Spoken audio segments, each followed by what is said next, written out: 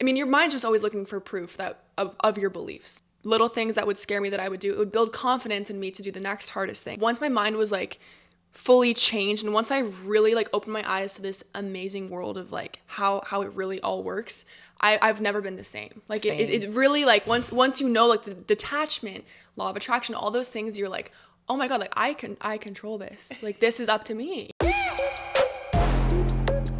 Okay, thank you so much for coming on. You have such an inspiring TikTok videos that you do. So I was like, she needs to come on. I love your mindset. And so to dive right into it, what was the first dream you had that you were afraid of? And what did it sound like in your head when you were like, I want to do this? I think honestly TikTok is one of them that was something that sounded so scary, because you really are putting yourself out there for everyone to see. You're sharing your opinions, you're being yourself, and that can be scary. So I think I would say going for social media in that way, being so personal and being myself, was scary. But I mean, looking back now, I'm so happy that I did it when I did.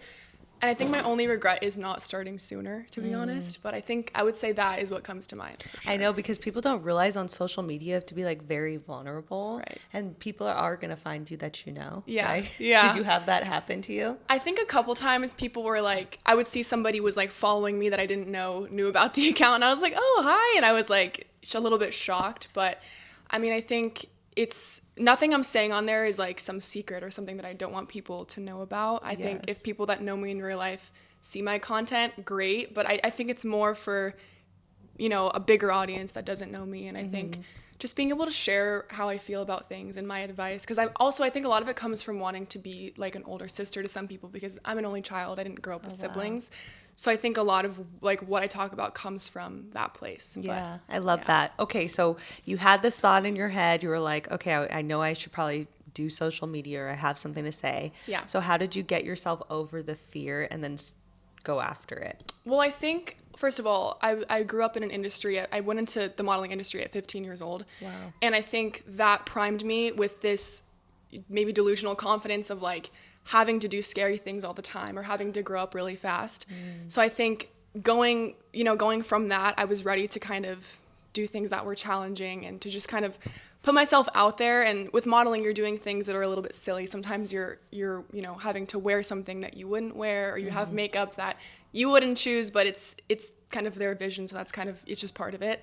So I think with all of that experience and having that background in that industry, it helped me kind of just not be so scared to go for things and to just go all in. And I'm so happy that I did. I was going to say too, what's really cool about having a modeling background, I feel like you also have to get really tough skin, right? Because you're constantly being judged. Exactly. So that kind of like sets you up for the world properly, because you're like, totally. You kind of get over rejection, I would imagine. Absolutely. Yeah.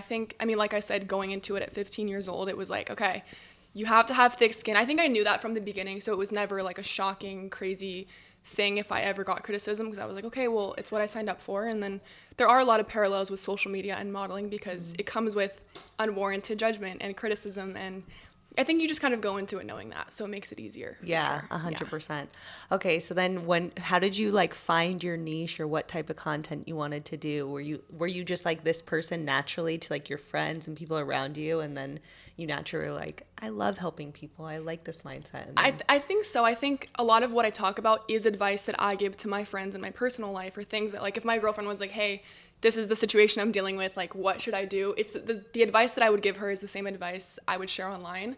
So I think my viewers, my audience have seen that authenticity from me, and I think that's why I've built such a good community, which I'm so thankful for. But I think from the beginning, it's funny because I began the account with the intention of like, I'm going to do get ready with me's and like fashion and, girly things, which I still love because I'm a girl and I love all those worlds. But I remember I made my first talking video giving advice, and I was like, wait, I think I'm getting a good response, and this feels more fulfilling to share things that I feel like are impactful and things that I want to say and I want people to know. So I think it took me by surprise, because I remember I tried out that style and I was like, actually, I think I like this more. I love that. Okay, so when you figured out like what type of content you wanted to do, how do you get over the feeling, I don't know if you have this, but I know a lot of people do, where they make a video, they love it, they're like, oh, I feel like that was good, and then they post it and then they don't get the reaction they want, like maybe not enough likes or views. Right. How do you get over like criticizing yourself and then like keep going?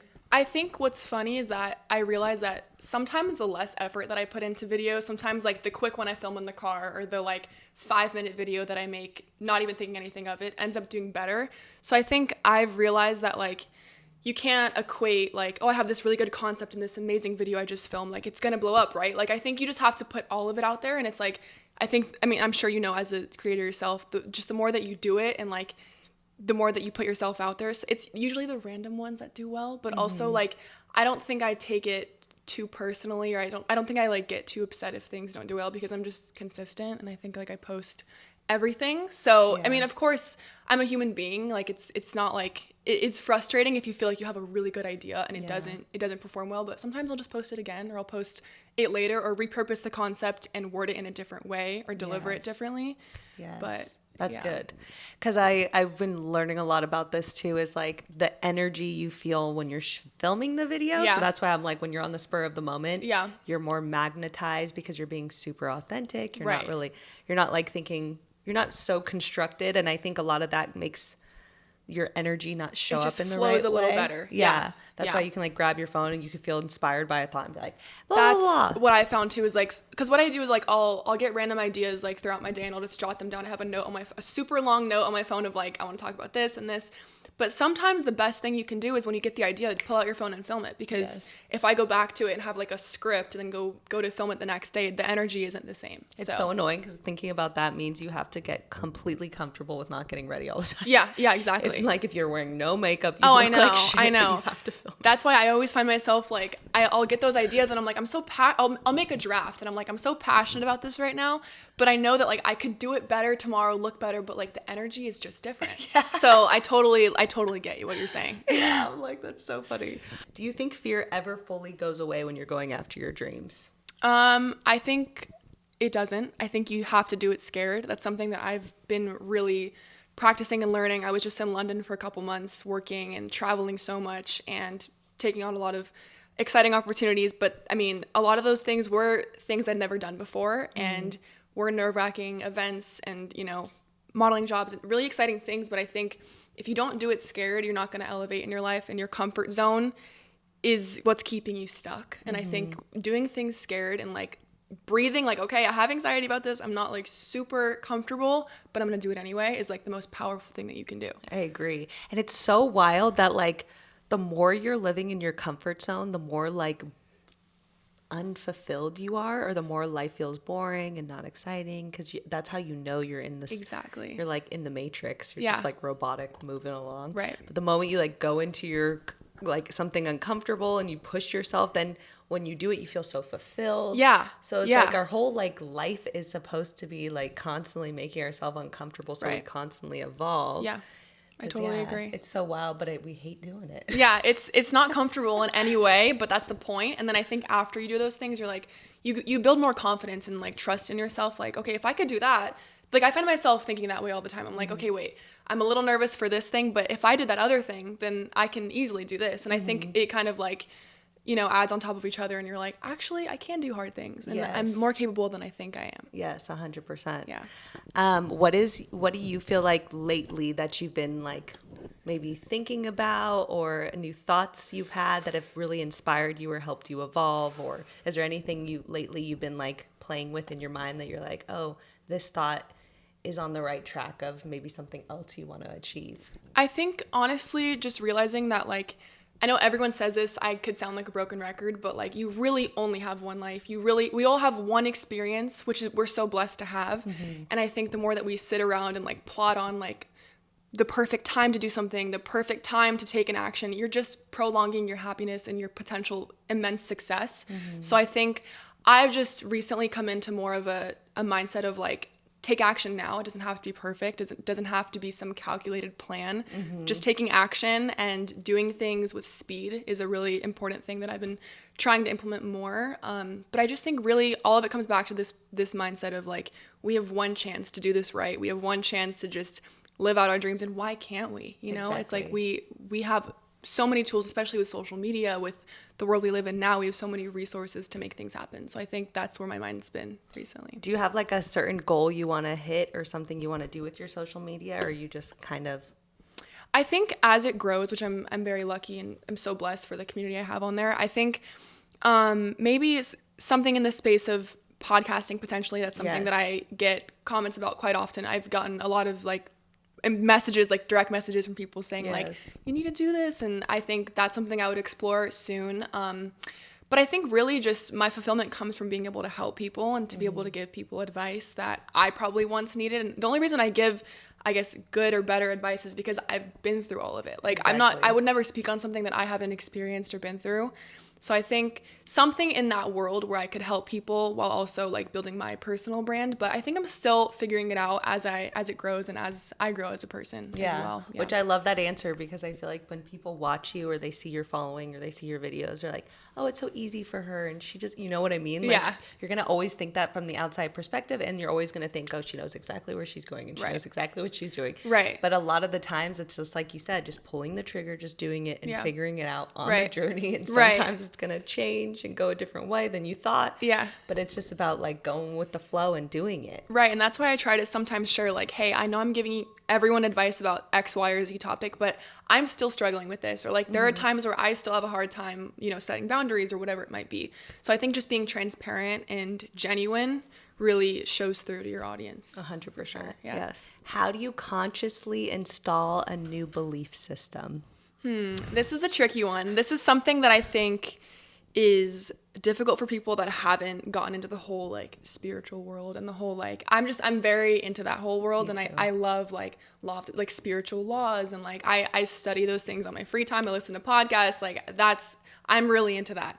But I think rewiring your subconscious mind is where you start. It's not an easy thing to do, but I think when you realize, when your eyes are open to the fact that your subconscious mind seeks proof of what you believe, you realize like you can really flip the script on yourself. You can tell yourself that you're the luckiest person in the world, and your eyes will be opened selectively to those opportunities, to those, you know, things that are happening for you that are happening for no one else. I think but I think to plant the seed, if you're someone that is trying to think better and change your mind, is thinking positively. It's so simple, but just like paying attention to the good things that happen and trying to see the good instead of being like, I'm broke and I suck at everything and I'm a failure. Like I hear so many people in the world speak like that, which makes me sad, because I think they don't realize that it's just affirming it every single day. It's going to make you stuck in that loop of living the same reality that you're not happy in. So I just think thinking positively and trying, like even the little things, like I was saying before,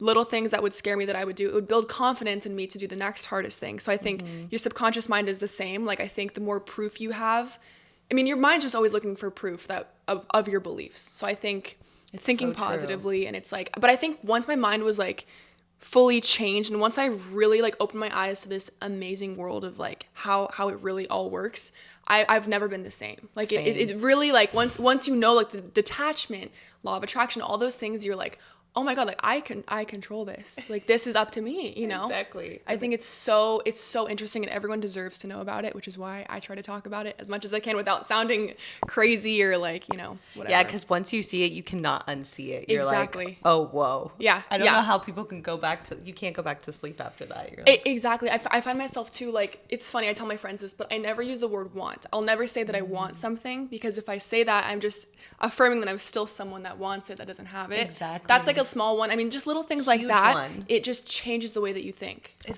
so true. Yeah. Okay, I love what you said about our brain is constantly looking for the evidence of your beliefs. Yes.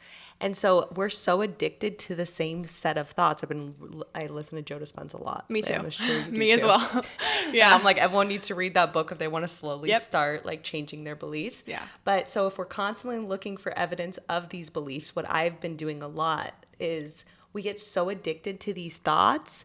So for an example, how you just said we want something, it's so hard not to then go through your life thinking like, oh, well, that didn't happen and that didn't happen. And every time you notice that something didn't happen on the way towards what you want, you're affirming it's not there. Exactly. So you almost have to like cut the shit You have out. to be delusional, and you have to block out the noise. Like, truly, the most successful people, I will always say, are the most delusional. They have this delusional, unwavering belief that they're the best, they can do anything they want to do, Exactly. and then they do. Exactly. So that's why I've always, I know this is a random thought, but I've thought about like narcissists. Yeah. Like there's some really powerful celebrities. That's an amazing point. I've never even thought about that, but that's an incredible point. Yeah, that's so true. But it's like they really do believe they are the best to touch this earth. Exactly. And you're lucky to be in their presence. And then like that rubs off on people around them, and like somehow like that everyone conforms to that belief. They're like, you must be. Yeah, exactly. But that's like an exaggerated, extensive, like, okay, that's someone thinking about their everything is going to go for them. They are the best. And I'm like, whoa, their belief in themselves is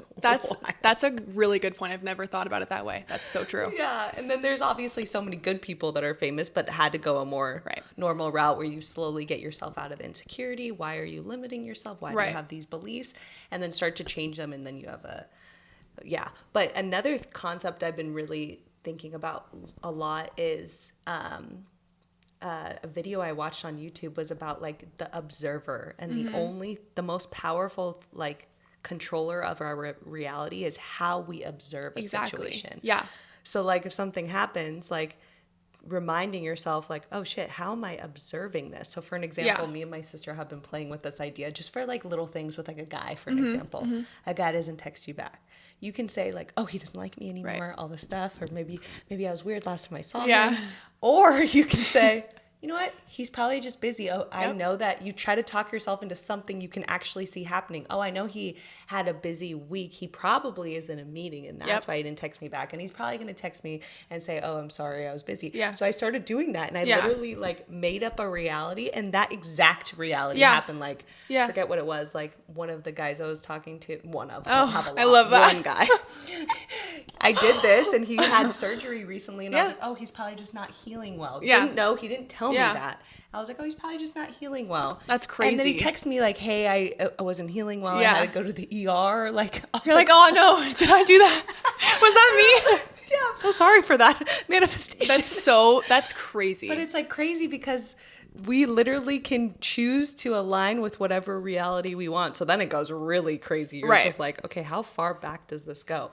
But my biggest thing was meditation. Do you meditate? Sometimes. I think something I love doing is like if I have the time, because I feel like I'm so busy, especially right now. I'm insanely busy, but when I have time, I love before bed laying down, listening to like a manifestation, like a high frequency, and just laying down, close my eyes. It sounds kind of crazy, but I'll play the frequency and like headphones or something, and just lay in the dark and just feel all the good feelings, and like imagine whatever I want, whatever I desire, imagine it happening before my eyes. How would it look? How would it feel? Like all those intricate emotions. And I'll find myself in those situations, and it's crazy. I mean, you know all about that, how that works, but it's so crazy because when you take the time to consistently do that, you can really create your own reality. Exactly. But I think I would say to the point of meditation, that's like the closest thing that I do. But that is like a form of meditation. It's so grounding. When I don't do it, like I find myself feeling a little more anxious, or I'm like, oh, I need to like just sit and like listen to my frequencies and just like be in my little dream world in my head. And it's so powerful, truly. Because what you're even saying right then that I've been really doing my own like thoughts and breakdowns of is, okay, you've heard that there's unlimited realities, right? Yeah. So there's so many different potential realities. That's why we like, at any point we have free will and we can sync up with a different reality or timeline or energy of how something will play out. So when you're going back into thinking and visualizing, you're just resyncing yourself up with the timeline. Yeah. So like maybe in your day you were thinking something negative or something happened and you went down to like an old set of beliefs that aren't your ideal set of beliefs. Yeah. So when you go back into your room and you recalibrate to the align. You're just going back and syncing back to where you want to go. So that's why it's so important to sync back up. Yeah. I sync back up, Bluetooth it. Yes, I totally agree. Yeah. Yeah, so it's like so interesting. It's so interesting. But I'm like the same as you. When I was younger, it's funny because my sister had this boyfriend who was like extremely controlling. And he was like very successful. Mm-hmm. So like controlling in a way where like he didn't even want her to know about law of attraction, but he knew about it because he was manifesting all this stuff and then like didn't want her to know. That's insane. It's like a little diabolical. Yeah, it's weird. So one day she like caught him with the book The Secret. I love that book. It's on my nightstand as we speak. So she was like, she grabbed it and like read it when he was gone, whatever. And then she's like, oh my gosh. So then she came into the car with me one morning. We were like driving together and she's like, oh my God, he's been listening to this book, The Secret. And it's all making sense because all the time he'll say, oh, I know there's going to be a parking spot right in front if they're like going somewhere busy. And she's like, what do you mean? And she's like, and then he found it. But I didn't understand what he was doing. Yeah. And then she found out about The Secret. Yeah. So then she told me, and I was going through a breakup at that time. And when when you're like heartbroken, a lot of times we go into like victim modes. This was when I was younger. I was like, poor me, I'm so sad. Will he ever talk to me again? I don't know. I'm like repeating these same thoughts, making my heartbreak last way longer than it needs to last. So when she told me that, it was like the perfect time for me to really be ready to hear it. Because like you've probably heard, like you can like push it in someone's face, like you're doing this to yourself. Oh my gosh, I 100% know what you're saying. Yeah, I've had friends where I'm like, how do you not see this person is horrible for you? But then like the more that you say it, they push further away from you. So you're like, you know what? You'll figure it out. I'm just gonna let you be. Yeah, exactly. Yeah. So then I was like ready to hear it. And then I started listening to, I watched the movie, read the book, whatever. And then I started being like, okay, let me test this stuff. And I did it with something small I like was imagining in my room. And this was when I like didn't really have any money. Yeah. So I was trying to visualize myself with a wad of hundreds in my hand, but I couldn't even think. I was so limited that I couldn't think of hundreds. I only could think of 20s. So I was like, okay. I kept trying to force myself to think of hundreds and I couldn't. So I was like, okay, I'll just think of 20s. But that was like a good example for anyone listening. It's like, if you're trying to get to the next step, if you really can't see yourself with it, just start with a step down. Exactly. And then work your way up. Exactly. I 100% agree with that. I think like if you're trying to, let's say someone's trying to manifest like $10,000, it's like, to some people, it's like, oh my God, I can't even fathom that money falling into my lap. It can and it will. But like some people in the beginning can't even wrap their minds around that. So it's like start with 1,000 and then just like as things happen, as you know, the reality bends and like those things happen for you, you'll realize, wait, like I can draw on anything that I want. Exactly. But starting with like small things. Yeah. So then I was thinking of the 20s. I'm like, all right, fine, I'll think of the 20s. Think of a lot of 20s. Then fast forward, went to a party and some of my friends invited me to it. They were like renting an Airbnb and I left my sweater there. And then the next day I called my friend. I was like, hey, I left my sweater there. They're like, oh, it was an Airbnb. But the woman told me multiple people left stuff there. So she put it outside of the door. So I drove back there to the house, saw my sweater, picked it up, put my hands in my pocket and had a wad of 20s in there. I like have chills. That's insane. Oh. And then it's like crazy because someone probably put my jacket on or didn't know. Didn't even know. I don't know who it was. And then I'm like, wow. And then that's when I couldn't unsee it and I started going ham. When things like that happen, you're like, oh, you have almost like is someone filming this? Like, hold on. Like, wait, there's no way. There's no way that because you don't tell anybody. You just have this intention and then it happens and you're like, oh my goodness, I created this. Oh, and then you're forever changed. Exactly. Yeah. And it's so cool. And that's why I always say I feel bad for anyone that's not living with this knowing. Yeah. Because life is so magical and so perfectly working for us. Yes. And we could decide to work with it or we could just let it happen to us. Yeah. I 100% agree. It's been hard because since I've come into that knowing and that understanding of how these things all work, because like we said, you can't go back once you understand it. And I've had friends that just, they don't get it and they'll keep saying things like, I'm broke, I suck at everything. I'm like, they just are very negative, which is like, I mean, it's a normal tendency as a human being. If you're not getting the, reality that you want, you're going to say those things because you're reacting. But those of us that know how this works, you don't react to external circumstances. You ignore it. You just push it to the side. There's a little bit of a lag. So whatever you're believing and affirming, there's a little bit of a lag. It's going to happen, but maybe not right now. But it's what you don't see is the hand behind the curtain and what's unfolding that you don't know about. So I just think it's really hard, though, to my point, to have people. There have been people that just don't understand it, and it's just hard to have certain friendships with people that don't speak positively because it's like, but you don't get it. You're creating more of that. I know. What do you do when you go down you're in a bad patch in your life where you're like maybe not as motivated or you're feeling like down about yourself or not believing? Like, how do you get yourself out of those places or what do you think about those moments? I think like what I said before, having time to lay down in the dark, no distractions, headphones on, and then listening to a frequency, that really grounds me.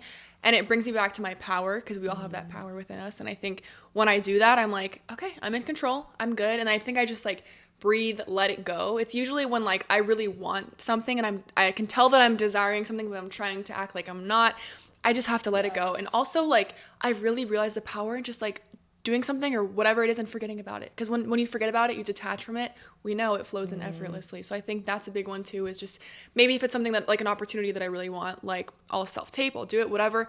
Put it to the side, forget about it, and move on with my life and do something else. I think, like, just getting busier too can be good. Busier. Yeah. Big one. I'm someone that really thrives maybe in chaos, but, like, I love being busy. When I'm just sitting around, I'm not working or I'm not, doing something, I'm like, I just go insane. I have to be busy. I mean, like, I can be alone and I love my independence and all that, but, like, I need to be busy. It's so true. But that is like you just said, when you're busy and you have a lot going on, you're not so detached to one outcome. Right. And being attached to that one outcome, like getting a call back or booking that thing, you're just sitting here like trying to not think about it, but you have nothing else to think about. And that's where I get myself in trouble, because I'll start spiraling and being like, well, did I maybe not film that the right way? Should I have not said that one thing? And it's like, when you're busier, you don't have time to even, like, think about what you submitted yesterday to your agent. You don't have time. Yes. So I think that's a big thing, is, like, being busy keeps me, like, divinely detached from everything. Exactly. Sure. Yeah. Yes, detachment is huge. How do you go about, like, or what do you want to explain detachment to certain people that might not fully understand it, or the ways that you use it that it's helped you? Yeah, for sure. I think it's a very powerful universal law. It's one of the first ones that I learned about, and I was like, oh my, this is something so special that everyone should know. Just to summarize it, because it is lengthy and there are a lot of details. I think essentially detachment it's not letting go and not caring and being like, whatever it is, what it is. It's letting go, loosening your grip on an outcome or a situation, and saying, whatever's meant for me will happen. If this doesn't happen, it is absolutely something better. I think that's all it is. It's just, when you're chasing something, you're implying it's running away from you. And I think that's a really big one that I've learned when I'm trying so hard and I want something. It's like, I've said this on my social media before, but it's like, when you go into the store, you're not trying to shop, and there's, of course, all the best pieces they have out, or a watched pot will never boil because you're staring at it. It's like little things like that. I think when you pay attention to that and you realize, like for example, I recently booked a really exciting campaign with a dream client I'd wanted to work with for years. And I had to submit a self-tape for it. And what's so funny is I submitted a couple self-tapes that same week for it. It was a commercial. And I remember the one that I booked, the big one, was, like, quick. I was like, oh my God, this is, like, my 4th self-tape this week. I'm just going to do it really fast. It is what it is. Filmed it in, like, 5 minutes, submitted it. All the other ones, I was like, is my lighting good? Like, am I in frame? And I was, like, looking at my hair. But the one that I submitted and didn't care about, I booked it. It's just it's so funny, because when you really are in tune with those things, you realize how, like, the more detached you are, the easier it all flows in. Yeah, I have 2 things I want to go over with you that just sparked a thought.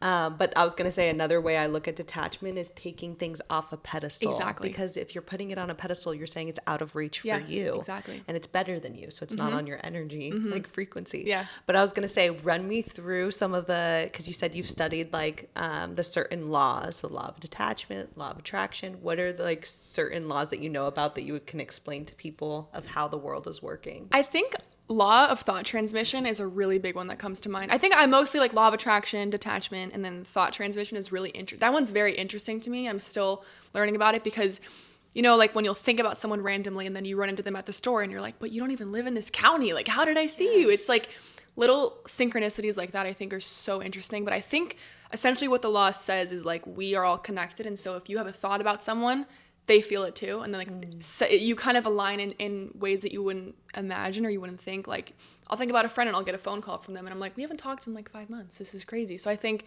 that's a really interesting one. But really, really, law of detachment is a big one that I apply I'm just very aware of it every single day. So I never, like I said, I never say that I want anything. I'm never sitting in that desperate energy, because I think I've really learned how desperation repels everything. Like, same thing to your point when you're talking about, like, waiting for a text from a guy. Like, you flipped the script and you weren't the victim. You were like, maybe he's just busy. And he was. So it's like, I think having that mindset too, being secure, also helps you live a way better life. You're not sitting in that, like, oh, I wonder what he's doing. And you did nothing wrong. Exactly. So, and, like, we create these insane storylines that are just so far from the truth. It couldn't be more opposite. Yes. So I would just say law of thought transmission is so interesting to me. Law of detachment is probably the biggest one. And then law of attraction, of course. I mean, that it's just fascinating. And I think The Secret is something everyone kind of starts with. And you watch the movie, you read the book, and you're like, oh my gosh, I read it for the first time at like 13 and I was like, oh my goodness. Yes. How am I just now learning about this? It's crazy. Yeah. Thinking about lately how they, a lot of people that don't believe in this stuff will be like, oh yeah, I could just sit in my room and be positive and everything's going to come. Yeah. But then the way I broke it down to myself, it's like, okay, so the first thing is the thought. Yeah. So when you have a thought, then it goes into emotion, then it goes into an action. So if you think positively and you feel positively, you act in the direction of that thought. Exactly. So it does involve action, but you're more taking inspired action. Inspired action, absolutely. Yeah, that's Joe Dispenza one that I love that he talks about is like, it doesn't mean you're just sitting around and like wishing to have X, Y, or Z. And you could look around your room right now, like every single thing that you have right now, it started as a thought. Everything was a thought, like wearing this outfit, doing whatever I did today. It's all started as a thought. My career, where I live, it was all once a thought. So I think, that goes for even people that don't practice this or believe in it. It's true for everyone. Every single thing that you have began as a thought. Everything that you've done, your career, everything you've achieved, it was once a thought. It started in your mind. So I think that's one that can make people think like, okay, that's not maybe so crazy. Like I could understand that. Yeah. And it's crazy. You look out in the world, every single building out there, the way where the trees were planted. It began in the mind, in someone's mind. Yeah. It's crazy. It's wild. Yeah. I know, it's so cool. Okay, so the laws of the universe are law of divine oneness, law of vibration, law of correspondence, law of attraction, law of inspired action. Oh, inspired action. Is that what it's called? I guess. Law of perpetual transmutation of energy. Law of cause and effect. I feel like that one's a big one. Karma, because it says karma on that one. I've seen karma be real. Have you?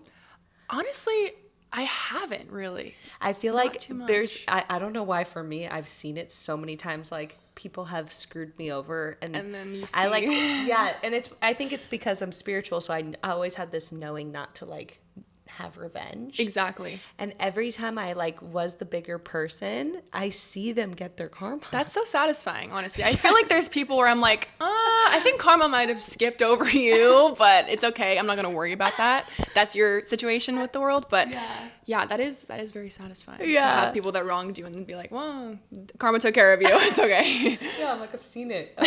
Law of relativity, law of polarity, law of rhythm. Well, there's a lot. Is this all of them? I'm on ChatGPT. This is too many, right? I honestly didn't even know that. No, these are way too many. There's not 16. Can you remember a time that fear became fuel? As in like... Towards something. Maybe you were fearful and you're just like, I'm just going to do it. I think there's so many. I think when it comes to... Well, first of all, my career, it really is something that you have to go into it not caring. You have to be like... I'm going to go, on this shoot and I'm going to be terrified. I remember like the first time that I ever booked a job, I was still 15. I had just gotten signed to an agency. I had no experience. I don't know if people know this, but they don't like prep you or go take you to a class or make sure you know what you're doing. They just throw you in there. So you could be on like a really high budget job and you're a brand new model and you have no idea what you're doing. So I think that was one of the times where I remember I got thrown in. I was shooting for US Polo a long time ago and I was like, oh my God, there's so many people, there's so many lights and cameras and everyone's like wondering what shots I'm in and like I didn't even know how to pose. Like it was so frightening, but I think I did it. It was scary. And then after that I was like, okay, like I got this. And now this is something I do often and it's so much fun. Now it's like a fun thing. So I think maybe that's like to your point. It started as a big fear of like, oh my goodness, I'm going to be judged and perceived and like, am I going to do a good job? I've never done this before. And then I think I did it. And then it became this really fun feeling where I was like, this is exciting. It's exhilarating to be part of someone else's vision, to be able to bring something to life is so fun. So I think I would say that's what comes to mind. Yeah, I was going to say too, when people watch you on social media or people on social media, the reason it's like magnetized or the reason people want to watch is because they're also subconsciously watching someone do something they're too afraid to do. Exactly. So that's what makes it like, whoa. Like, that's why they always say like, easy ways to go viral is like going in public and doing something embarrassing because everyone's like, I could never do that. But that's like, so you're facing a fear. Yeah. So anyways, that's really interesting too, is like everyone's going to watch. I saw this like clip one time and it was showing like all the sheep walking one way and then one black sheep walking the other way. I'm and that then, one. Yeah. And everyone, and the other white sheep are like looking back, but they're still walking. Cause it's like, yeah, it's interesting to see people do things that everyone else is fearful of. Absolutely. And if you're not okay with an ordinary life, more power to you. Like that's, I think the bravest thing you can do is be the black sheep, as corny as that might sound, and do the other things. Go that way. Go see what's over there. I think that's the coolest thing you can do.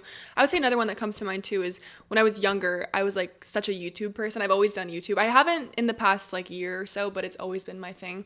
And I think that was a scary one too, like putting yourself out there on, this was before I was doing TikTok or anything, but I think putting yourself out there on YouTube where it's like anyone can watch it. I remember my family would like send me links. They're like, we just watched your video. I'm like, please don't watch my room tour. Like, please don't.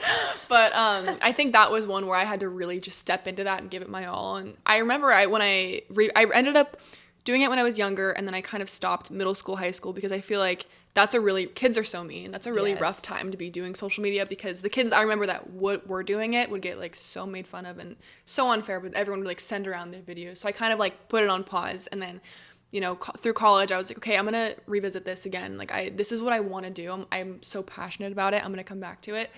And then I remember I like announced it and put it on my Instagram story, and it was like everyone ever, you know, is going to see it. And it was like, okay, like 1, 2, 3, I'm going to post it, announce that I'm doing this again, and we'll see how it goes. And it was really well received. And I think so much of that is in our own minds too, of like, everyone's going to judge me, and like, I had people that I didn't even know kept up with me watching my videos and commenting. And I'm like, that was just all in my head. So I think another one, to your point, is for sure going out there, doing YouTube. That's a big one. Cause it's like, you know, long form content, you're being so personal, you're showing so much of your life. Yeah. I think that's a scary thing to do for sure. I feel like it's probably hard to like not blend in. Right. Because you're like, but that's another thing with anyone that wants to do social media, is judging yourself. Is this even unique, or is this even, you know? So how do you go about that when you're coming up with new ideas, and like, how do you go about not comparing yourself to maybe other creators online? And I would say I really pay attention to what people are saying. I get a lot of, you know, DMs and comments, and I really pay attention to that, because I think, who else am I creating for? You know, if it's just always my ideas and what I think people like, it's not connecting enough with my audience. So I really pay attention to what people are saying and what they're asking. And like, if somebody, for example, will message me with a question like, hey, I have this, you know, unique situation that like I would really love advice on, I'll take that as inspiration and I'll film a video covering that, or I'll, you know, respond to their message, but I'll also like take a little bit of inspiration from what people are saying and what they want to hear, versus like, again, just me spewing what I think is important. I think just connecting with your audience and making sure that they feel seen and heard is so important, because it's like, why else would I do this? Yeah, that's so true. Yeah. Yeah, that's what I always say on my podcast. I'm like, please tell me which parts you like. What would you like me to feedback. Yeah, it's so important. Yeah. But then also I think there's a big part of it, like, and you probably feel this, is just like something you're going through, maybe something that was like made you feel bad, and you're like feeling bad about it, and then you change the way you thought about it, and then you saw that you feel so much better, and now things are working out, and then you want to like share that experience. Yeah. So also it could be just like lessons and teachings that you're learning in real time. Right. Yeah, I think like those are the best. I think, again, like just being super candid about like, hey, I'm still a real person. Of course I'm giving you advice, but it doesn't mean I don't struggle with the same things even, or I'm still, you know, this is what I'm sharing, what I've learned as I'm still learning, or as I'm still evolving, and we're always changing and evolving. But yeah, I think anything I talk about is from experience, or from somebody asking me a question. I'm like, oh, I remember a time where I was in their shoes, or, you know. I can see you like writing a book. Yeah, Have you thought I think about that? I've always been such a big writer, actually. Like when I was younger in my classes, all my teachers thought I was going to be an author. Like I've always gotten told that. My big thing is like, I love writing letters for birthdays. That's like something I've always done for all my friends and everyone. So I think I could see myself doing that for sure, but I feel like it is a lengthy process and it's very tedious, but I think I could definitely see myself doing that. I feel like that. I just like saw that for you right now. It's like as I download, I'm like, I see you having a best-selling book. Oh, that'd be so awesome. Okay, so tell everyone where they can find you on social media. I'm sure so many people are like, she's so inspiring. I need to watch her videos every morning and get myself in the right place. Thank you. Noelle Martinez with 2 I's on every single platform. TikTok, YouTube I'm coming back to, Instagram as well. Those are the main platforms that I'm on, but you can kind of find me anywhere. Look me up online. My name is, it's easy to find me is what I'm saying. But thank you for having me. This was so much fun. That was so great. Thank you. Thank you. You have such a good energy. Thank you so much. Thank you. As you know, I come back every single Tuesday. It means so much to me. I can't explain enough when you guys comment on the videos, when you share this with someone that needs it. If this resonated with you and you share this video, I adore you. I love you. You are the reason I'm here today. You help me so much every time you share this content, and you're helping somebody else too. And that's the giving to the universe, and that love that you're giving to me is only going to come back to you, and I appreciate it so much. Please subscribe, and I will see you next Tuesday. You can find me on all social media platforms, Tara Electra, and the podcast Billion Dollar Baby. I'll see you next week.